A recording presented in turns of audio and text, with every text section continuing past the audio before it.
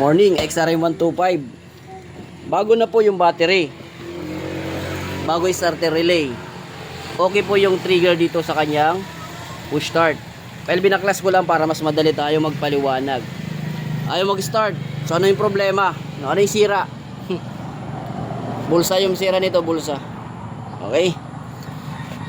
So dito tayo sa pinaka last part, no? Pupush start natin sa trigger. Syempre yun mo yung susi. Yung push start natin sa trigger, pasensya na po, masilaw. Yun. Then kuha tayong test light. Ayan, yung isa nandito sa ground, tapos yung isa ilalagay natin dito sa dulo na ito. Ayan. Pag umilaw to, tapos hindi nag-function yung starter motor, ibig sabihin lang dyan mga idol, ay yung may problema nito, carbon brush o starter motor. Pero pag nag-function yan, pag pinu-start natin, so push start ko na, umilaw lang, ayan o. Umilaw.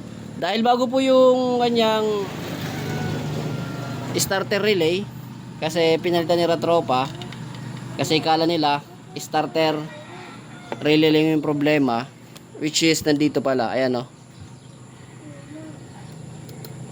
Ayan, so nag-iilaw po yung ating test light, kasi ibig sabihin meron pong binibigay na supply ng positive yung ating starter relay, kasi dahil nga bago. Ayan, so meron po dito si Tropa, tatlo na po yung kanyang starter relay na sinubok, hindi pa rin po nag-start, kasi hindi po sa starter relay yung problema, kundi nandito po sa carbon brush. Okay, so titignan natin, nabaklasin natin kung gaano kalala yung problema nito sa loob. Pero yung sira nito, bulsa. Alright, so baklasin na natin yan.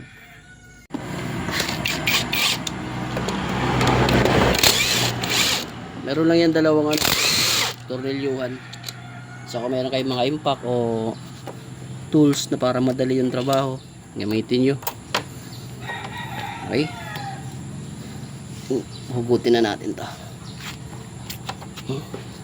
Takpan muna natin to kasi positive to. Sira na yung takip nyo. Silaw pa, masilaw pa.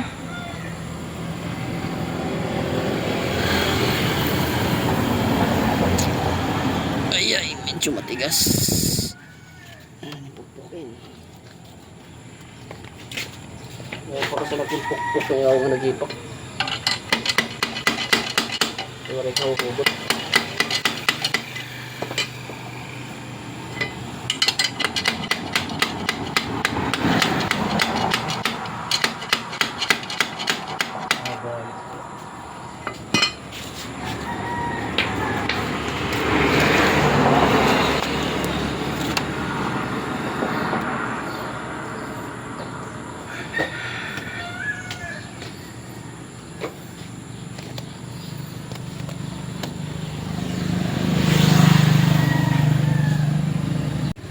So ayun na nga at nabaklas na po natin. Sa pagbabaklas nito,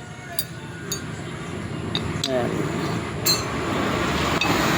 yung banat dito is 7, oh, hindi pumapasok yung 8. Gagawin mo, maglalagay ka ng palatandaan para pag binalik mo yung magnet nya doon pa rin wax. May pintel pen ka, pintel pen. Okay. Wala, may marking ka dilang isa, dalawa baka kasi mabura yung ginawa mong mark eh.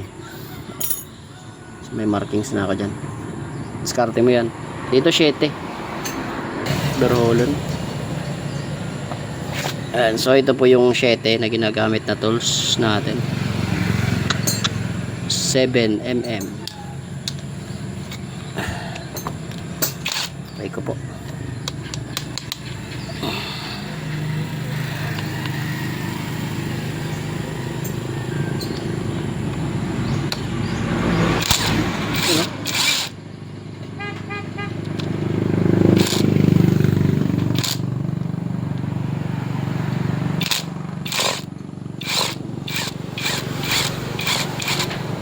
Alright, kala ko di Hindi gagana eh.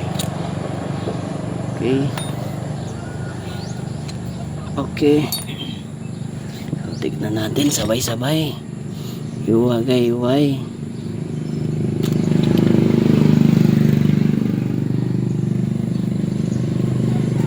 Madami, madami.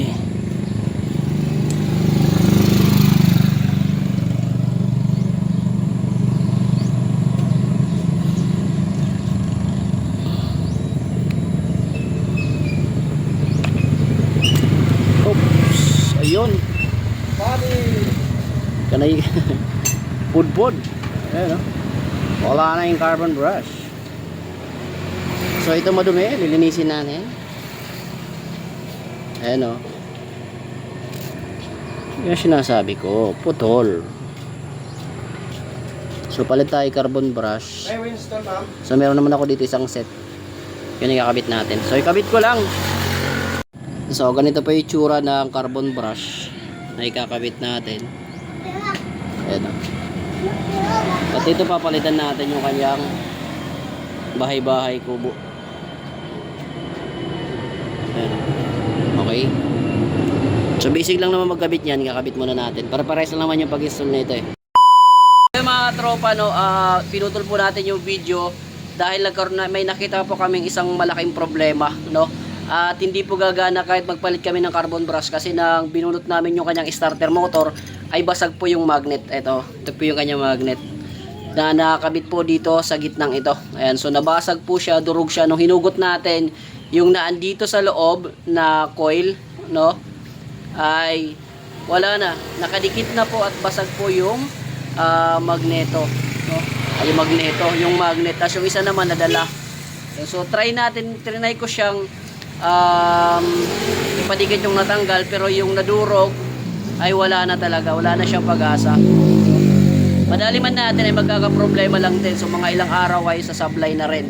Kaya nasabihan ko si tropa na maganda, bumili ka na lang ng bagong starter motor kasi pag ito pinagpatuloy natin, mapapagastos ka lang, masisira din po uli. Ayan, alright. So, papakita ko sa inyo yung sitwasyon ng starter motor na ito. So, ito po yung sinasabi ko na nabasag po yung magnet at yung ibang part ay nagkadurog-durog na, mga idol.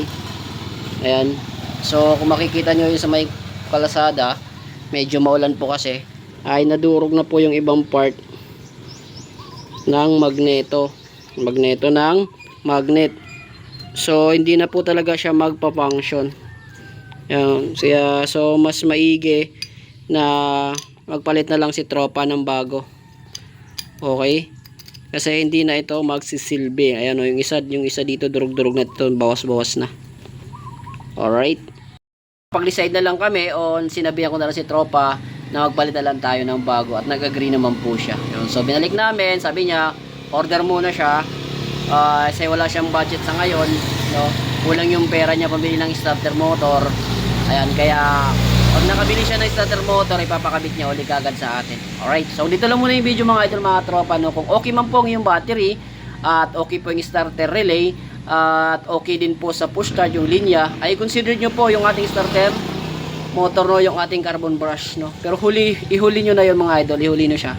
Okay? So may tutorial naman tayo kung paano i-troubleshoot. Okay? So ayan. So dito lang muna yung video natin mga tropa, sa amin no, kayong tips at kalaman dito sa ginawa nating video na ito. Ayan. So kung nagustuhan nyo, baka pwede pa-like naman ang ating video. Alright. So dito lang muna tayo. Bye-bye. Maraming salamat po. Ingat.